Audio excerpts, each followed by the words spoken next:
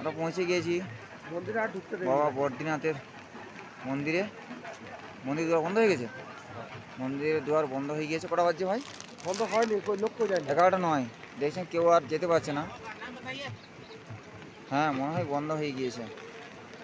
তো জানি না বন্ধ হওয়ার কারণ, বন্ধ তো হওয়ার কথা নয়, কিন্তু কেউ আসছে না কেন? দূর থেকে প্রণাম করতে বলছে। যাই হোক, সেই দুর্গম পথ বেয়ে আবার আমরা এসেছি।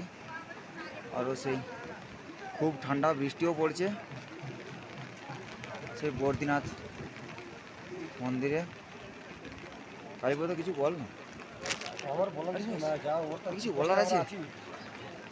কালীপদ দেখতে পাচ্ছ? ঠান্ডায় হাড় কাঁপানি শীত, তার উপরে বরফ আছে উপরে। আচ্ছা গাড়ি থেকে বেরোতে পারিনি, তো ছাতা বর্ষা দিয়ে পুরো আমাদের অবস্থা খুব খারাপ। আচ্ছা। তো নদীর কাছাকাছি এসেও আমরা যেতে পারবো কিনা জানি না। হ্যাঁ।